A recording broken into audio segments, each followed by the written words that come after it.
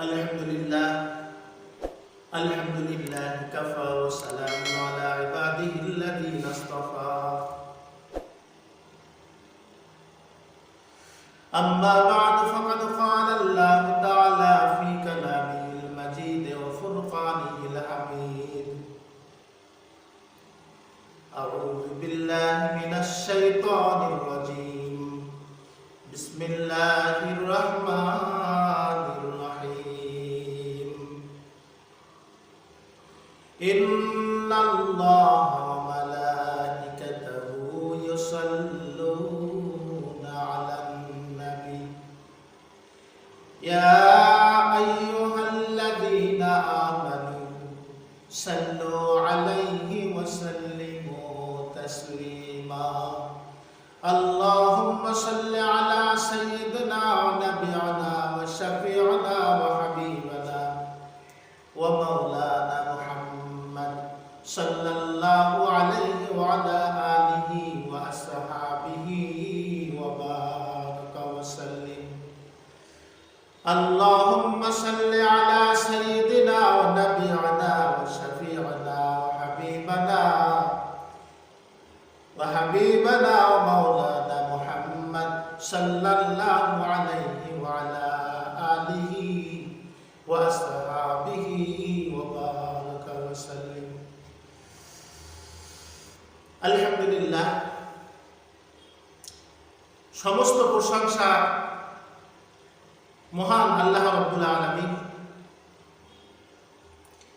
যিনি আমাদেরকে পবিত্র কোরআনুল কারীম থেকে আলোচনা করার সুযোগ করে দিয়েছেন এবং যিনি আমাদেরকে আলেম বানিয়েছেন। আজ যদি আমরা আলেম না হতাম তবে আপনাদের সামনে আমরা কথাগুলি উপস্থাপন করতে পারতাম না। তিনি আমাদেরকে আলেম বানিয়েছেন, এটা একমাত্র তার বিরাট অনুগ্রহ এবং দয়া। ওই জন্য আমরা আল্লাহ রাব্বুল আলামিনের উপরে আবার মহব্বতের সাথে শুকরিয়া আদায় করছি। আলহামদুলিল্লাহ।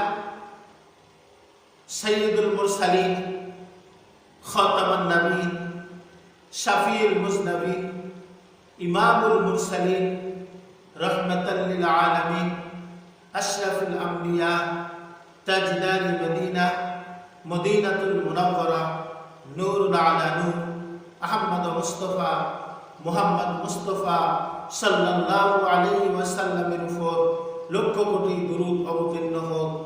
আমরা সকলে পড়ছি সাল্লাল্লাহু আলাইহি ওয়াসাল্লাম। তবে আজকে আমি আপনাদের মাঝে আলোচনা করব যে বিষয় আল্লাহ তাআলা আমাকে যদি বলার তৌফিক দান করেন, ইনশাআল্লাহ আমি বলতে পারবো। আসলে আমি কিছুই না, মহান রব্বুল আলামিন যদি আমার মুখ থেকে কথাগুলি বের করে দেন তবে আমি বলতে পারবো ইনশাআল্লাহ। ওমা তৌফিক ইল্লা বিল্লাহ। তো যাই হোক, কথা না বাড়িয়ে আমি সরাসরি আলোচনা শুরু করছি। আউযু বিল্লাহি মিনাশ শাইতানির রাজীম। বিসমিল্লাহির রাহমানির রাহিম।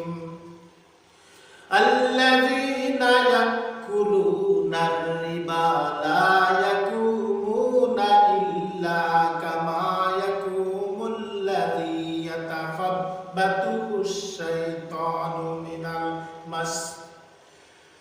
যালিকা বিআন্নাহুম ক্বালু ইন্নামাল বাই'উ মিসলুর রিবা ওয়া আহাল্লাল্লাহুল বাই'a ওয়া হাররামার রিবা। ফামান জাআহু মাউ'িযাতুম মির রাব্বিহি ফাআন্তাহা ফালাহু মা সালাফা ওয়া আমরুহু ইলাল্লাহ ওয়া মান 'আদা ফাউলাইকা আসহাবুন নারি হুম ফিহা খালিদুন। সাদাকাল্লাহুল আযীম ওয়া সাদাকা রাসূলুন নাবিয়্যুল কারীম ওয়া নাহনু আলা যালিকা মিনাশ শাহিদিন ওয়াশ শাকিরিন। আলহামদুলিল্লাহি রাব্বিল আলামিন। আমি আপনাদের মাঝে সূরা বাকারার 275 নম্বর আয়াত তেলাওয়াত করেছি ইনশাআল্লাহ, এবং আজকে আমি আলোচনা করব সূরা বাকারার 275 নম্বর আয়াত থেকে নিয়ে 81 নম্বর আয়াত পর্যন্ত। 275 নম্বর আয়াত থেকে নিয়ে 81 নম্বর আয়াত পর্যন্ত আলোচনা করব ইনশাআল্লাহ সুদ সম্পর্কে। তবে বিতাড়িত মরদুদ শয়তান হইতে আল্লাহর কাছে পানাহ চাই। পরম করুণাময় অসীম দয়ালু আল্লাহর নামে শুরু করি। আল্লাহ তাআলা বলছেন,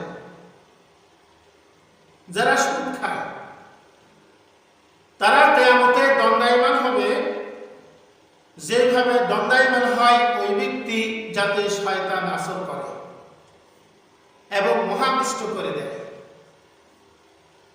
তারা বলেছে, মানে তাদের এই অবস্থা হওয়ার কারণ এই যে তারা বলেছে ক্রয় বিক্রয় হচ্ছে সুদ নেওয়ার মতোই। যারা সুদ খায় তারা মনে করে মানুষ ব্যবসা বাণিজ্য করতে গিয়া যেভাবে টাকা আদান প্রদান করে মনে হয়, তারা মনে করে আর কি যে সুদ খাইলে মনে হয় ওই ক্রয় বিক্রয়ের মতোই, এরকম তারা ভাবে। এইভাবে তারা সুদ খায়। তাদের মধ্যে আল্লাহ তাআলার কোনো ভয় ভীতি নেই।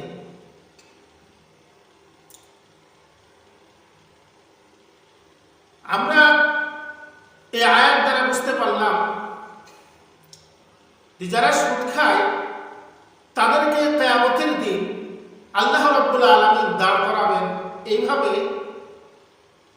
যে একটা মানুষের উপরে দুষ্টু জিন যেভাবে আক্রমণ করে গায়ে ভর হয়, ঠিক যেমন ভাব করে, যেমন মাথার চুলগুলি উস্কো খুস্কো হয়ে যায়। আপনারা জানেন, যতই ভদ্র মানুষ হোক, সেই মানুষটা যতই মাথার চুল দাড়ি সুন্দর করে পরিপাটি করে রাখুক না কেন, কিন্তু আপনারা তো জানেন কোনো মানুষের যদি মৃত্যু রোগ থাকে, একবার যদি সেই ব্যারাম উপস্থিত হয়, সে রোগ, তাহলে সেই মানুষগুলি এমন হয়ে যায় যে তাদের মাথার চুল জীর্ণ, মানে উস্কো খুস্কো ভাব, গোটা মাথার চুল দাড়ি যেন আউলে সাউলা হয়ে যায় এবং জীর্ণ শীর্ণ হয়ে যায় গোটা দেহ মোবারক। তার অস্তিত্বের মধ্যে বিভিন্ন সমস্যা দেখা দেয়। তার মানে তার এমন ভাবে সে কামড়াইতে শুরু করে তার নিজের জিহ্বাকে এবং নিজের ঠোঁটগুলিকে, মানে এক কথায় শেষ। ওই সময় এমন হয় যে মরে যাওয়ার উপক্রম হয়। ঠিক আমরা এই আয়াত দ্বারা বুঝতে পারলাম যে ব্যক্তি সুদ খায় অথবা যারা সুদ খায় তারা কিয়ামতে দণ্ডায়মান হবে যেভাবে দণ্ডায়মান হয় ওই ব্যক্তি যার উপরে শয়তান আসর করে এবং মহাবিষ্ট করে দেয়।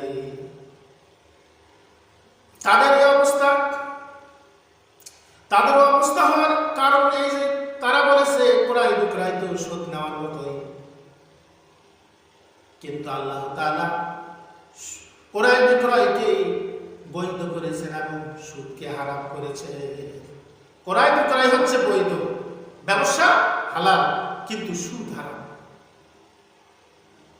তাহলে মানুষ যেই কাজটা বেশি হারাম, আল্লাহ পাকের পক্ষ থেকে নিষিদ্ধ ঘোষণা, সেটাই মানুষ বেশি করে করছে। সুদ হারাম।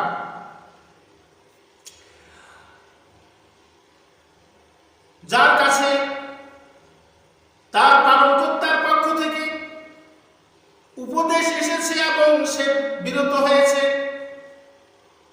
পূর্বে যা করেছে তা থেকে তার মানে আয়াতের আমরা বুঝতে পারলাম মানুষ ভুলে যখন এই সমস্ত কাজগুলি করে, সুদ যখন মানুষ খায় বা যখন মানুষ সুদ নেয়, যখন বুঝতে পারবে যেটা আমার অন্যায়, সঙ্গে সঙ্গে তওবা করে নিতে হবে। যখন বুঝতে পারবে আল্লাহ তাআলা পছন্দ করছেন না, যখন কোরআন থেকে বুঝতে পারবে আলিম ওলামা বলছে সুদের বিরুদ্ধে, যখন আলিম ওয়াজ করেন, যখন তার কানে পৌঁছবে এটা আমার জন্য অন্যায়, তখন সে সব কিছু তওবা করে নেবে এবং সে নির্ভর করবে আল্লাহর উপরে। এই কথা বলা হচ্ছে সে নির্ভর আল্লাহ এবং তার ব্যাপারে আল্লাহর উপরে নির্ভরশীল। এই কথা বলা হয়েছে, সে নির্ভর করবে আল্লাহর উপর। এরপরে বলা হচ্ছে পুনরায় যারা সুদ নেয় তারা দুজকে যাবে। হয়তো মনে মনে ভাবছে আমি আর কোনোদিন সুদ খাবো না, এই বলে তওবা করেছে, তওবা করার পরে আবার পুনরায় সুদ নিয়েছে, বা পুনরায় যারা সুদ নেয় তারা দুজকে যাবে। আর তারা সেইখানে চিরকাল অবস্থান করবে। যারা সুদখোর, যারা জেনে শুনে সুদ খায়, তারা জানে যে আমার জন্য সুদ খাওয়া হারাম, আমি মুসলমান, তওবা করার পরে আবার খাচ্ছে, সুদ খায়, আবার সুদ নেয়, তখন কি হবে? জানার পরও যারা সুদ নেয় তারা দুজকে যাবে, তারা সেখানে চিরকাল অবস্থান করবে। তার মানে সুদখোরদের আযাব সারা জীবন অনন্তকাল জাহান্নামের মধ্যে তারা অবস্থান করবে। কত বড় কথা আল্লাহ তাআলা এখানে বলেছেন। কিন্তু যারা সুদ খায় তাদের আবার বড় বড় কথা। যারা সুদ খায় তারা আবার তাহাজ্জুদ নামাজও পড়ে, মসজিদে গিয়ে আল্লাহ করে থাকে, কিন্তু ভালো করে জানে আমি অন্যায় করছি, তারপরও কি করে? সে সুদ খায়। সুদ খাওয়া এখন কোরআনে আছে সুদ হারাম, আল্লাহ হারাম করেছে। এখন কোনো মানুষ যদি আবার ওটাই করে তাহলে সে কি? সে কুফরি করলো আল্লাহর সাথে। আর যারা কুফরি করে তাদের ঠিকানা হলো জাহান্নাম, আল্লাহ বলেছেন। এমনকি যারা কুফরি করে তাদের ব্যাপারে আল্লাহ রাব্বুল আলামিন বলেছেন ইন্নাল্লাযীনা কাফারু লান তুগনি আনহুম আমওয়ালুহুম ওয়ালা আওলাদুহুম মিনাল্লাহি শাইআ ওয়া উলাইকা হুম ওয়াকুদুন নার। যারা কুফরি করে তাদের ধন সম্পদ, সন্তান সন্ততি আল্লাহর সামনে কোনো কাজে আসবে না, এবং তারাই হলো দোজখের ইন্ধন। আল্লাহ বলছেন যারা কুফরি করছে তাদের ধন সম্পদ থেকে তারা যদি প্রচুর পরিমাণ ব্যয় করে কোনো কাজে আসবে না, এবং তাদের সন্তান সন্ততি দ্বারা তারা কোনো উপকারিত হবে না, এবং তারা হবে দোজখের জ্বালানি, দোজখের ইন্ধন। এই কথা বলা হয়েছে। তো যাই হোক না কেন, আল্লাহ রাব্বুল আলামিন 75 নম্বরের পরে যে আয়াত 76 নম্বর আয়াত আল্লাহ রাব্বুল আলামিন আল্লাহ তাআলা 75 নম্বরের পর থেকে এই পর্যন্ত আলোচনা করলাম। আল্লাহ তার পরের আয়াতে বলছেন ইয়ামহাকুল্লাহুর রিবা ওয়া ইউরবিস সাদাকাত ওয়াল্লাহু লা ইউহিব্বু কুল্লা কাফফারিন নাসির। আল্লাহ রাব্বুল আলামিন সুদকে বর্ধিত করবেন। আল্লাহ তাআলা সুদকে চিহ্নিত করেছেন এবং দান খয়রাতকে বর্ধিত করেন। তার মানে আল্লাহ তাআলা সুদকে নিষিদ্ধ ঘোষণা করেছেন আর দান খয়রাতকে আল্লাহ রাব্বুল আলামিন জায়েজ করেছেন। আর আল্লাহ পছন্দ করে না কোন অবিশ্বাসী পাপীকে। মানে আল্লাহ এখানে বোঝাচ্ছেন যে আল্লাহ তাআলা সুদকে নিষিদ্ধ করেছেন আর দান খয়রাতকে আল্লাহ তাআলা জায়েজ করেছেন, দান খয়রাতকে হালাল করেছেন। কিন্তু কেউ যদি তার বিপরীত চলে, আল্লাহ বলছেন আল্লাহ পছন্দ করেন না কোনো অবিশ্বাসী পাপীকে। যারা এগুলো করে তারা আল্লাহর প্রতি তাদের বিশ্বাস নাই, তারা হলো পাপী, তারা সীমালঙ্ঘনকারী, এই কথা বলা হয়েছে। কিন্তু আল্লাহ রাব্বুল আলামিন তার পরের আয়াতে বলছেন, তার পরের আয়াতে আল্লাহ তাআলা মানুষকে সান্ত্বনা দিয়েছেন যারা তওবা করেছে, যারা কোনোদিন সুদ নিবে না, তাদের ব্যাপারে আল্লাহ তাআলা বলছেন ইন্নাল্লাযীনা আমানু ওয়া আমিলুস সালিহাতি ওয়া আকামাস সালাতা ওয়া আতাউয যাকাতা লাহুম আজরুহুম ইনদা রাব্বিহিম ওয়া লা খাউফুন আলাইহিম ওয়া লা হুম ইয়াহজানুন। আল্লাহ রাব্বুল আলামিন বলেছেন, নিশ্চয় যারা বিশ্বাস স্থাপন করেছে এবং সৎ কাজ করেছে, নামাজ প্রতিষ্ঠাতা করেছে, যাকাত দান করেছে, তাদের জন্য তাদের পালনকর্তার কাছে পুরস্কার রয়েছে, তাদের জন্য তাদের পুরস্কার তাদের পালনকর্তার কাছে রয়েছে এবং তাদের জন্য কোনো শঙ্কা নাই এবং তারা দুঃখিত হবে না। আল্লাহ তাআলা বলেছেন। এই আয়াত দ্বারা আমরা বুঝতে পারলাম যে যারা আল্লাহর উপরে বিশ্বাস করেছে, যারা আল্লাহর উপরে বিশ্বাস করেছে এবং সৎ কাজ করেছে, অন্যায় করে নাই, নেক কাজ করেছে, অতঃপর নামাজ প্রতিষ্ঠিত করেছে, নিজে পড়েছে, অন্যকে নামাজের আদেশ দিয়েছে, এমনকি যাকাত প্রদান করেছে, যাকাত দান করেছে, এবং এই সমস্ত লোকদের জন্য আল্লাহ তাআলা বলেছেন যে তাদের জন্য তাদের পালনকর্তার কাছে পুরস্কার পুরস্কার রয়েছে, তাদের জন্য তাদের পুরস্কার আল্লাহর কাছে রয়েছে, তাদের পালনকর্তার কাছে রয়েছে, আল্লাহ বলছেন। এবং কিয়ামতের দিন তাদের কোনো ভয়ও নাই এবং তারা সেখানে চিন্তিত হবে না। লা খাউফুন আলাইহিম ওয়া লা হুম ইয়াহজানুন, তাদের জন্য কোনো ভয়ও নাই এবং তারা চিন্তিত হবে না, আল্লাহ বলছেন।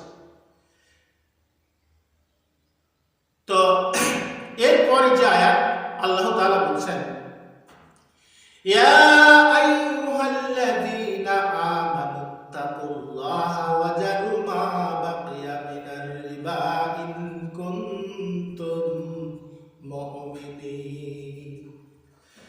আল্লাহ রাব্বুল আলামিন বলেন, হে ঈমানদারগণ,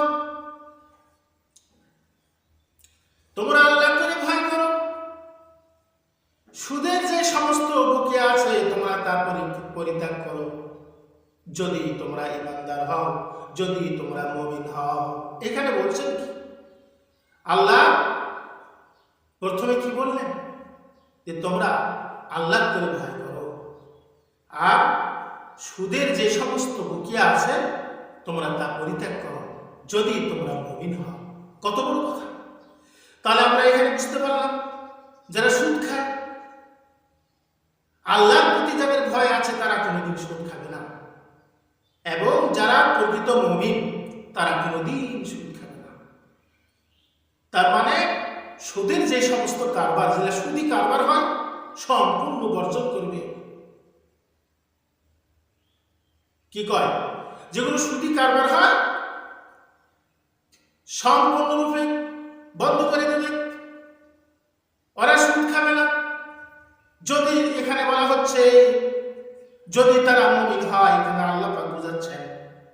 এবং তারপর আল্লাহ বলছেন, فَإِن لَّمْ تَفْعَلُوا فَأْذَنُوا بِحَرْبٍ مِّنَ اللَّهِ وَرَسُولِهِ وَإِن تُبْتُمْ فَلَكُمْ رُءُوسُ أَمْوَالِكُمْ لَا تَظْلِمُونَ وَلَا تُظْلَمُونَ।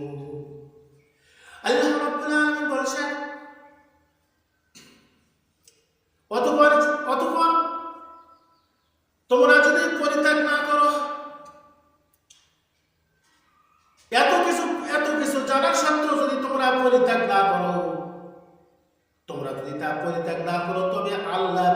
রাসূলের সাথে যুদ্ধ করতে প্রস্তুত হয়ে যা। আল্লাহ বলছেন কেউ যদি সুদের কারবার করে জানার পরও যদি না ছাড়ে, তাহলে আল্লাহ এখানে আল্লাহ তাআলা হুঁশিয়ার করেছেন, সাবধান বাণী শুনিয়েছেন যে তোমরা যদি এগুলো জানার পরও যদি তোমরা পরিবর্তন না হও, সংশোধিত না হও, তবে তোমরা আল্লাহ এবং তার রাসূলের সাথে যুদ্ধ করতে প্রস্তুত হও।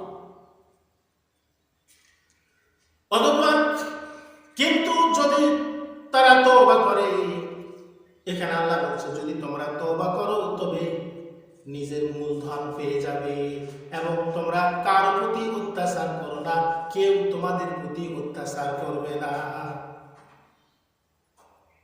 কারো প্রতি অত্যাচার করো না, কেউ তোমাদের প্রতি অত্যাচার করবে না। এখানে আমরা কি বুঝতে পারলাম? যদি আমরা তওবা করি, বা আমাদের মধ্যে যারা সুদ খায়, সুদখোরেরা যদি তওবা করে, তাহলে তারা নিজেদের মূলধন পেয়ে যাবে, আল্লাহ বলছেন। আর এইভাবে করে তোমরা কারো প্রতি নির্যাতন করো না, অত্যাচার করো না, কেউ তোমাদের প্রতি অত্যাচার করবে না। তবে আমাদেরকে আল্লাহ রাব্বুল আলামিন কিভাবে সতর্ক করলেন? আল্লাহ রাব্বুল আলামিন তার পরের আয়াতে বলছেন, ওয়া ইন কানা যু উসরাতিন ফানাজিরাতুন ইলা মাইসারা ওয়া আন তাসাদদাকু খায়রুল লাকুম ইন কুনতুম তা'লামুন। আল্লাহ রাব্বুল আলামিন বলছেন, আর যদি খাতক অভাবগ্রস্ত হয়, তবে তাকে সচ্ছলতা আসা পর্যন্ত সময় দেওয়া উচিত। যদি ক্ষমা করে দাও তবে তোমাদের জন্য উত্তম, যদি ক্ষমা করে দাও তা খুবই উত্তম হবে। যদি তোমরা উপলব্ধি করো, তার মানে আমরা এই আয়াত দ্বারা বুঝতে পারলাম, যখন মানুষ তার নিজের ভুল বুঝতে পারবে, বুঝতে পারার পরে যখন তওবা করবে এবং যাদের কাছে সুদ দেওয়া হয়েছে যখন ফিরে নেওয়ার চিন্তা ভাবনা করবে, আসল টাকাটা যখন বের করে নেবে, তখন যদি সে অভাবগ্রস্ত হয়, আল্লাহ তাআলা বলেছেন তাকে সচ্ছলতা আসা পর্যন্ত সময় দাও, সচ্ছলতা আসা পর্যন্ত সময় দাও। যদি ক্ষমা করে দাও তা তোমাদের জন্য খুবই উত্তম, যদি তোমরা তা উপলব্ধি করো, যদি তোমরা বুঝতে পারো, ক্ষমা করে দাও। এই কথা আল্লাহ তাআলা বলেছেন। অবশেষে মহান রব্বুল আলামিন বলেছেন, ওয়াত্তাকু ইয়াওমান তুরজাউনা ফীহি ইলাল্লাহ সুম্মা তুওয়াফফা কুল্লু নাফসিন মা কাসাবাত ওয়া হুম লা ইউযলামুন। আল্লাহ রাব্বুল আলামিন বলেছেন, হ্যাঁ আল্লাহ পাক বলেছেন, তোমরা ওই দিনকে ভয় করো যেই দিন আল্লাহর কাছে, যেদিন তোমরা আল্লাহর কাছে প্রত্যাবর্তিত হবে এবং প্রত্যেকেই তার ফল পরিপূর্ণ হিসাবে পাবে, প্রত্যেকেই তার ফল পরিপূর্ণভাবে তাদেরকে দেওয়া হবে এবং তাদের প্রতি কোনরূপ অবিচার করা হবে না। আল্লাহ বলছেন যে তোমরা ওই দিনকে ভয় করো। এত কিছু বলার পর আল্লাহ শেষে বললেন কি, তোমরা ওই দিনকে ভয় করো যেই দিন তোমরা আল্লাহর কাছে প্রত্যাবর্তিত হবে এবং প্রত্যেকে তার ফল পুরোপুরি পাবে, আল্লাহ বলেছেন। আর তাদের প্রতি কোনরূপ অবিচার করা হবে না। মহান আল্লাহ তাআলা বলেছেন। আজকে যে আমি সুদ সম্পর্কে আপনাদের মাঝে যে আলোচনাগুলি করলাম, বাংলাদেশে বা যত রাষ্ট্র আছে বাংলাদেশ ব্যতীত আরো সারা বিশ্বের মধ্যে যতগুলি সুদখোর আছে, আল্লাহ রাব্বুল আলামিন সকলকে হেদায়েত দান করুক এবং আমরা তাদের জন্য দোয়া করব। এবং আপনারা যারা সুদখোর আছেন তারা আপনারা আল্লাহর কাছে তওবা করুন যে আল্লাহ, আমি আর কোনোদিন সুদ খাবো না, আমার জীবনের সব গুনাহ খাতা মাফ করিয়ে দেন। তার কারণ সুদের যে কি শাস্তি আর সুদখোরের যে কি আরো হাদিস শরীফে আরো কত নিকৃষ্ট কথা আছে, আমি সেগুলোকে মুখ দিয়ে উচ্চারণ করতে পারবো না। সুদ যারা খায় তাদের জন্য কোন গুনাহ লেখা হয়, এই সমস্ত কথাগুলো আমি মুখে প্রকাশ করতে পারবো না, এত জঘন্য কথা। তো যাই হোক, আমরা আল্লাহর কাছে একটু প্রার্থনা করব আপনাদের জন্য, যাতে আপনারা আল্লাহ তাআলা আপনাদেরকে হেদায়েত দান করেন। ওই জন্য আমি এই পর্যন্ত বক্তব্য শেষ করছি। সুবহানাকা আল্লাহুম্মা ওয়া বিহামদিকা আশহাদু আল লা ইলাহা ইল্লা আনতা আস্তাগফিরুকা ওয়া আতুবু ইলাইক। আল্লাহুম্মা ربنا ظلمنا أنفسنا وإن لم تغفر لنا وترحمنا لنكونن من الخاسرين। আল্লাহ তাআলা, আমি যে সুদ সম্পর্কে আলোচনা করলাম, আল্লাহ তাআলা আপনি সারা বিশ্বের মানুষকে আল্লাহ জাগ্রত করুন, সারা বিশ্বের মানুষকে আল্লাহ আপনি সচেতন করে দেন, সারা বিশ্বের মানুষকে আল্লাহ জাহান্নামের ভয় আল্লাহ ঢুকাইয়া দেন অন্তরের ভিতরে। আল্লাহ তারা যেন আল্লাহ যত মুসলমান আছে তারা যেন কেউ সুদ না দেয়, আল্লাহ কোনো মানুষ যেন সুদ না খায়। আল্লাহ সুদের গুনাহ থেকে আল্লাহ আমাদের সকলকে হেফাজত করুন। রব্বুল আলামিন, আল্লাহ তাআলা যে সমস্ত আলোচনাগুলি করলাম, আল্লাহ তাআলা মেহেরবানি করে আল্লাহ আল্লাহ আলোচনার মধ্যে আল্লাহ বরকত দেন। রব্বুল আলামিন যতদিন জীবিত থাকবো আল্লাহ কোরআনের খাদেম হয়ে যেন করতে পারি সেই তৌফিক আল্লাহ দান করিয়া দেন। আল্লাহ তাআলা যা কিছু দরখাস্ত করলাম এবং যা কিছু করতে পারলাম না, আল্লাহ সকলে আল্লাহ আপনি সব কিছু কবুল করিয়ে নেন। সুবহান রাব্বিকা রাব্বিল ইজ্জাতি আম্মা ইয়াসিফুন ওয়া সালামুন আলাল মুরসালিন আলহামদুলিল্লাহি রাব্বিল আলামিন। আসসালামু আলাইকুম ওয়া রাহমাতুল্লাহ।